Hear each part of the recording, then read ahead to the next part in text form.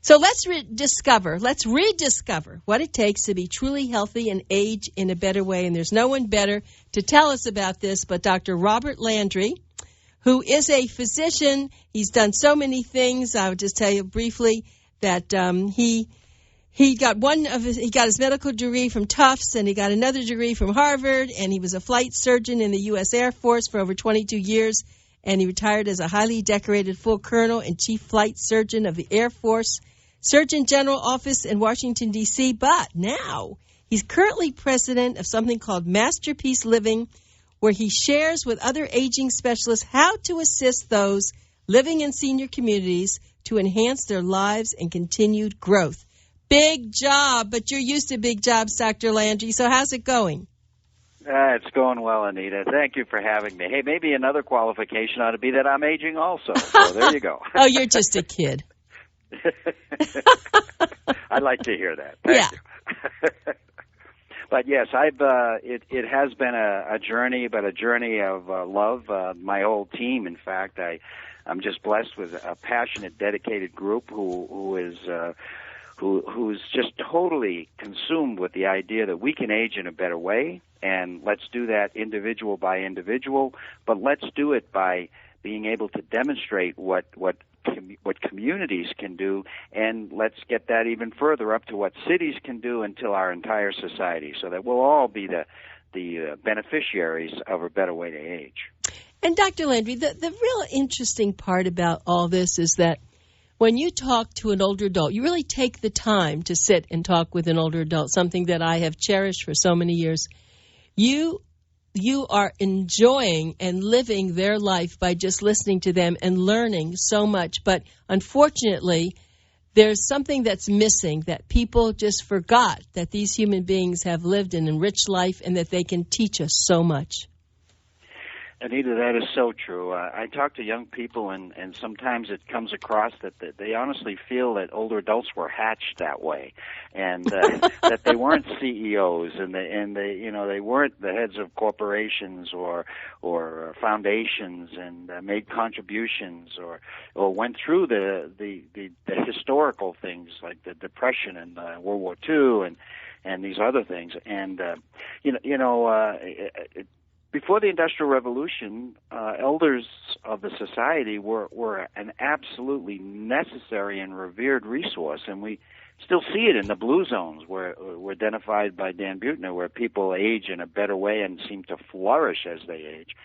And yet, since the Industrial Revolution, I'm afraid that we have what I like to say, not like to say, but say that we pasteurize our older adults, not like milk, but like horses, and marginalize them, and that's been a post-industrial revolution phenomenon that, my God, it's like saving gold for 7 or 8 years, and then when you have a nice big bundle of it, you throw it away.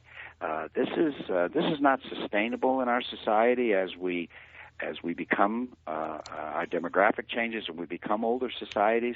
So it will change, but we're out, you and I and others, to change that more quickly and realize the tremendous resource that we have in our older adults. You're absolutely right. And I just did an interview prior to this one with you with Suzanne Roberts. And I don't know if you know who she is. She is actually a woman. She's 93. She's her husband Ralph founded Comcast. Brian is the current CEO, and she has a show called Seeking Solutions with Suzanne. Have you heard of her? I have not, Anita, but it sounds like someone I would like to know. And I'm going to put you together because I think she would love to have you as a guest on her show. Well, thank you. You're a connector. But we knew that about you, didn't we? Yeah, we did know, but as you are. But this is the interesting thing, that she talked about all the people that she has on her show, and most of them, of course, are over 50. And she is doing exactly what we have talked about. She says that, she's devoted much of her time. She actually was an actress, and now she decided that she can't act anymore. She couldn't remember her lines, but she was going to do something else. And, of course, with her husband being in the television world, she was able to put together these shows. And she shows people what she says here is that each of them has pursued a passion in life while never losing sight of the importance of giving back. and she is absolutely a dynamo. And I think that in your Masterpiece Living Communities, you are probably two things. Probably finding people like Suzanne, but you're making people like Suzanne because they never felt people appreciated them before. Well, I believe you're true. That's true, Anita. I believe you're correct, and we have data to show it. And it is just a marvelous sort of evolution and transformation that you can see, where people sometimes have just accepted the fact that they have been marginalized in society, and suddenly see that someone is looking at them and looking and realizing their potential and wanting to hear their story and wanting to get their ideas. And this is a beautiful thing to watch, Anita. Beautiful. Well, with your MD credentials and you know, you're so much more than just an author and someone who has done important things, but you can take the medical side of this and use it. And when I say that, it's you talked about in your book's name, Live Long, Die Short, a guide to authentic health and successful aging, is because you have tips to give people to successfully age. A lot of people don't know how to do that. Well, you're right, but the tips came from talking to thousands and thousands of individuals, and many of them older adults. Thousands were older adults, and learning. You know, I think you may have heard the story. When I first met Chuck Yeager, I was young and knew everything. You know, it was way back in the 80s, and when he told me that he was going to fly faster than the speed of sound on the 50th anniversary, I responded to him, Anita. I did, and I'm so embarrassed, but I did. I said, but Chuck, you'll be 73 then.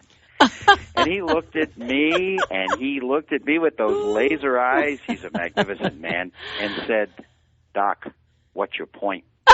Hey, wasn't that beautiful? Oh, absolutely. And that was my first lesson in ageism and first lesson in low expectations attached to a number. It was probably one of the most memorable moments for me, and I took that, and over decades have come to realize, and in speaking with individuals, seeing them as patients, but seeing them as friends and colleagues, that I like to think that I still can learn, and I have learned a lot since my exposure to Chuck Yeager and others like inspiring people like you. So that being said, what would you feel that we could go through, some of the important issues for older adults to really keep in mind so that they can age successfully?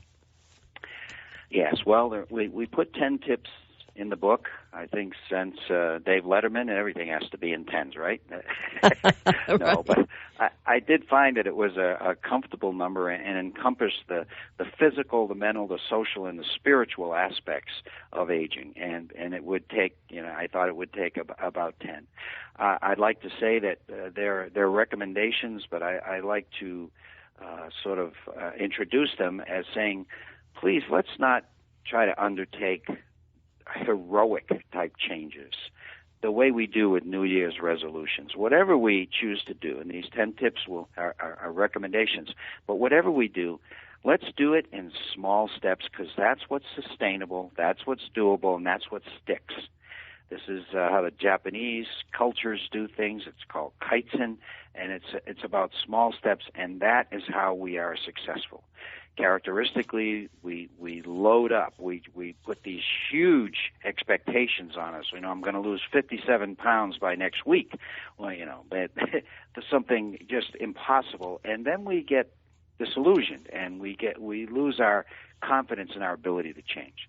So, with that said, I think it's important that we look at all aspects of our lives as we look at a lifestyle that is the primary driver of how we age, is that a lifestyle that will help us to lifestyle choices, and a lifestyle that will help us to age in a much better way, to live long and die short, to what we say in public health, compress morbidity. Morbidity is when we're sick and impaired, and we want to compress that time. We want to be all we can be until our time comes. So those tips, of course, have to do with what your mother told you and your grandmother, using it or losing it, whether that's physical, mental, or social skills. We have to use those skills. We have to continue to grow, learn new things, get out of our comfort zone.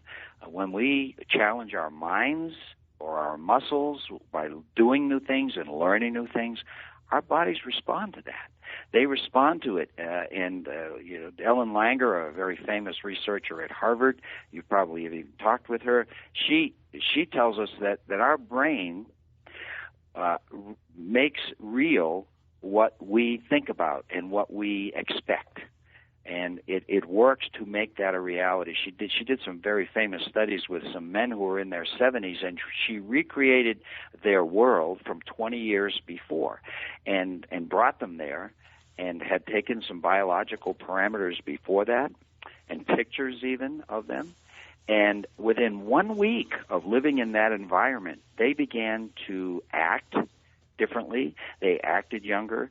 The pictures showed them looking differently, and their biological parameters changed in a better way. The parameters of a younger person. And she is absolutely convinced in her book Counterclockwise that our brain begins to program that reality when we have higher expectations, or we're positive about what we can do it. So physically, mentally, socially, and spiritually. So move it or lose it. Moving is the sedentary. Sitting is the new smoking. A paper out of Australia told us it is very, very high risk. Yes, indeed, isn't it? And what are we doing more and more as a society? We're sitting. We have drive-throughs, elevators, escalators, cars, sofas, TVs, whatever. And so it's using it or losing it physically. That's by moving. It is by challenging your mind, by learning new things. And our brain will respond to that in a positive way. It's about staying connected. So rather than do what happens in our society, and that is to get more isolated as we age, to reach out to more and more people, stay connected to those you are connected to, reach out to those maybe who have fallen out in your social circle over the years, or make new friends, because that is a formula, it is a prescription for wellness and decreased incidence of dementia, heart disease, cancer, the whole deal, being connected.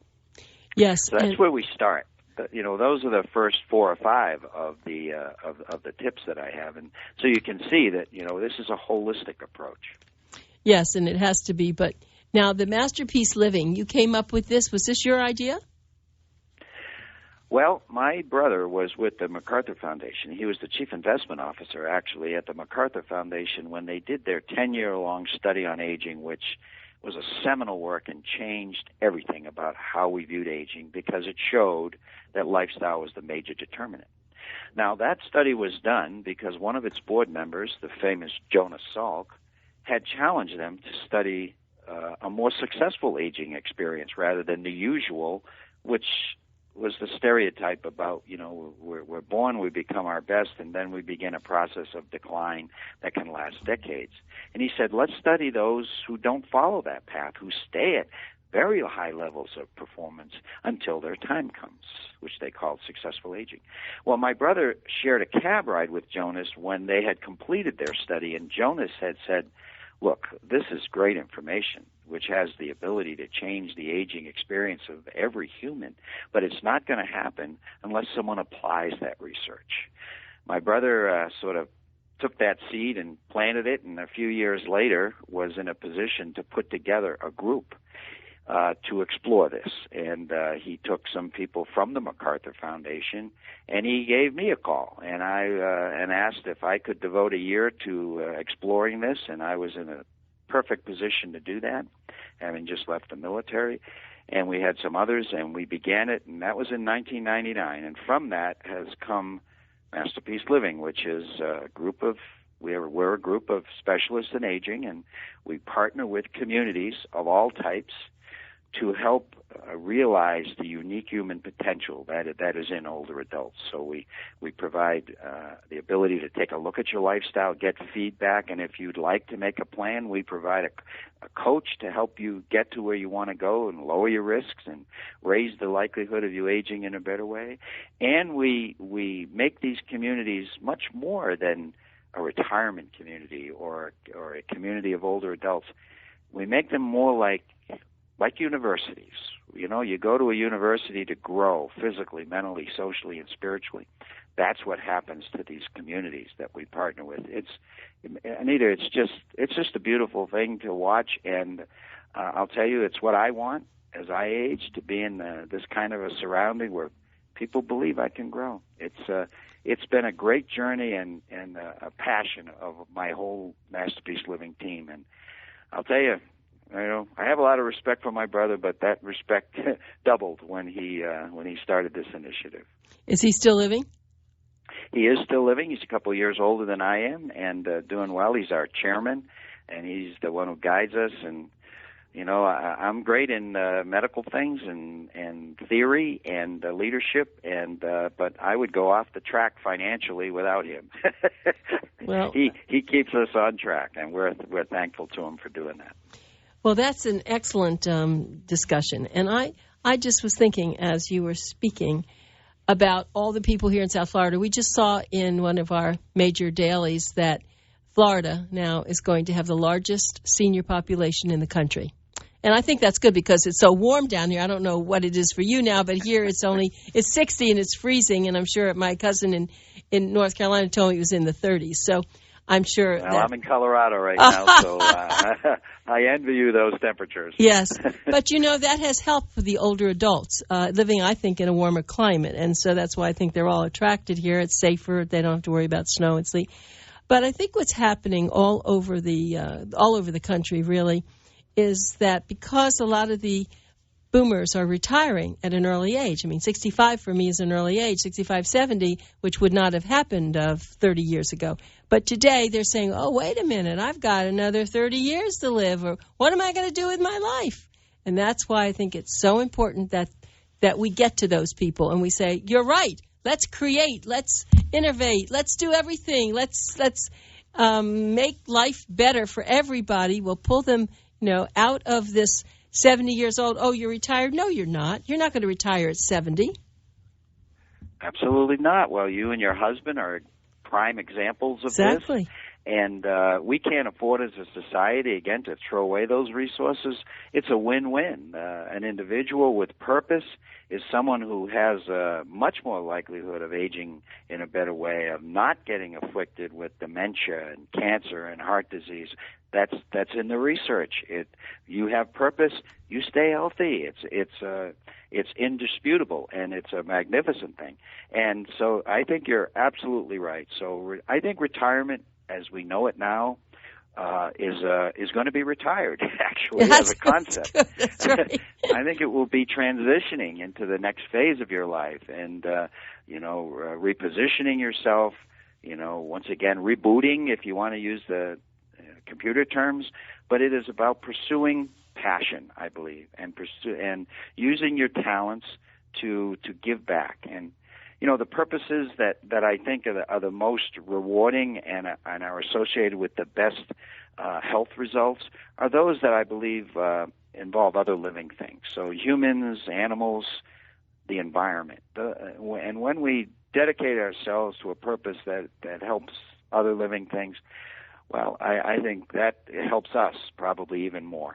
And we need it. And congratulations to you and your husband, because you're doing it. Yeah, well, it's the only way. I mean, we just don't know another way. But let me explain to everyone again. You've been listening to Dr. Roger Landry. He's calling in from Bridgewater, New Jersey. And he wrote the book that we featured in our September issue of Boomer Times. And it's called Live Long, Die Short, A Guide to Authentic Health and Successful Aging. And Dr. Landry has lived quite a full life. There's so many things he's been doing. But right now what's really important to him is Masterpiece Living Communities and what they do there to help people. But you don't have to live in one to be able to recreate what he does. He's just saying, in a sense, go find younger people if you want, and go figure out what some of your dreams were when you were younger, and you can maybe create them now. I mean, if you don't have the money, you can do a lot of volunteering in those organizations.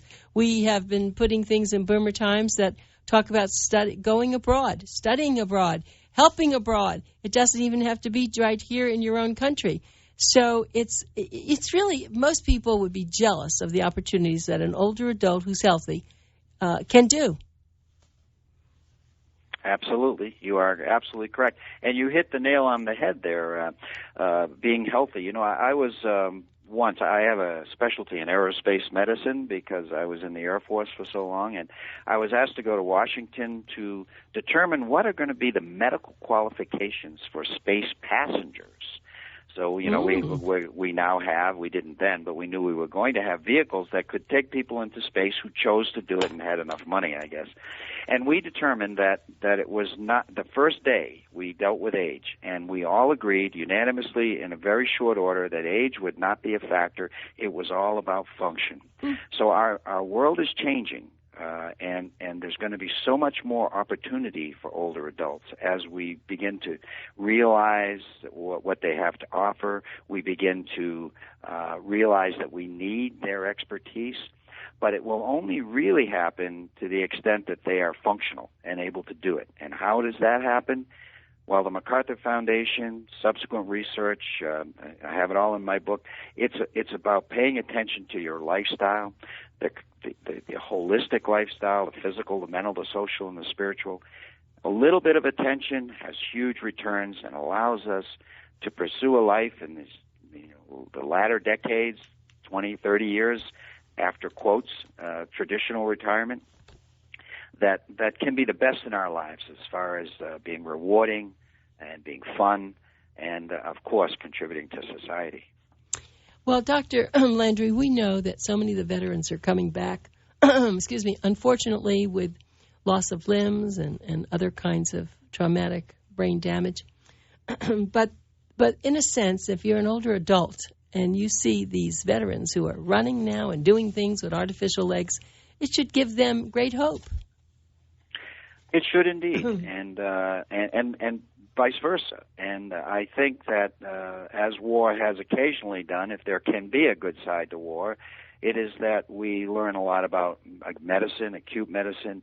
This time we've learned about head injuries and prostheses in a way that we never knew before, and it has allowed many to be able to, young people, to live a full life. But I think it can allow older adults to be able to accommodate life's curveballs. Things happen, and maybe we can't do what we could before, but with technology and just the knowledge that we can indeed do more than we thought, accommodate whatever life throws your way, and keep moving. That's the secret ingredient, and I believe the veterans are an inspiration. And believe me, I'm sure that many older adults like those you've talked to and I've talked to are inspiration for those young veterans. You use a word called warrior. You have that on page 125, the warrior in us. And I have picked up that term, and I'm using it. There are people who are struggling with cancer. They're struggling with other problems. And I say, find the warrior in you and make it jump up. It's a great, great idea. Visualize it. Just visualize that.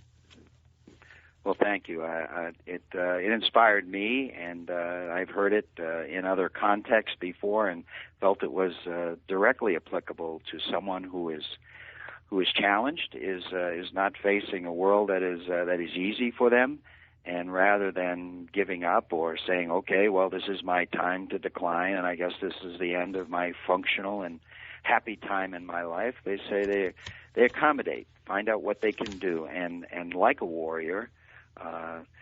Don't let the enemy beat you down. Know your enemy, find out about this condition, and do your best to overcome it. It is much more possible. I have a friend.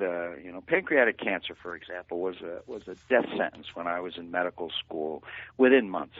And now I have a friend who's lived with it for 3 years, and wow. It is probably will finally get them, but they've been able to live so much more life, reasonably high quality life, see his daughter married, see grandchildren that he never would have seen otherwise, And it's that way with so many conditions that previously were a death sentence for us. So we're in a great place right now to be aging, because we have not only a new inspiration with the research that lifestyle is the driver in our choices, but that there are also this technology and there's policies that and more to come that help us do that. How long did it take you to write the book? Actually write it. I know you had all this notes and you had lots of things over the years, but when you really sat down to write it? Well, you know, Anita, as I did, I struggled and gathered information for probably 5 years. And when I finally got to it and felt that this was the time and I couldn't wait any longer, it was bubbling up in me. It took a little over a year to write. And, you know, it's funny. I don't want to discourage any writers, but my publisher said when I turned in the manuscript, all puffed up about doing this, they said, well, okay, there's the manuscript, the final manuscript. Congratulations. You've done about 10% of the work. I said, what? And you know what? This last year has shown me that to some extent I think they're correct, because this, you know, you get filled with this passion. People want to hear more from you about the work you're doing, and so you're on the road. And I feel blessed to be able to speak to audiences about what's in this book, about Masterpiece Living, about what's possible for them. And it's definitely a journey of love, and it has been extremely time consuming. But my wife usually travels with me now, and so I've enjoyed it. And so yes, writing the book was sometimes a lonely experience. Someone described writing as looking at a blank white page of paper until drops of blood fall on it. You know, I never heard that before. I love that. Well, some nights I felt that way, but it was a labor of love for sure, and I loved as I got more and more into it, and it seemed to flow more, and I was like, gotta get this message out, and I, as you know, I interviewed a number of older adults and included their stories in the book, and that was such an enriching experience for me. And I knew I had to get their story right. I had to get this story out. Just what you're doing, Anita. You had to get that story out because I knew that it could inspire so many others to a better life. Well, that's great. I want you to ask you, tell me about the quotations and how you managed that. Well, I keep a sharp eye for quotations. They've always motivated me, and so I usually keep a file of them that I felt might be usable in the future. I certainly, in my work with Masterpiece Living, come in contact one way or another with thousands and thousands of older adults and people who work with them, and I do a lot of reading, and so I built this bank of quotations, and certainly my colleagues knew that I was looking for them, so occasionally they said, oh, you know what I just heard?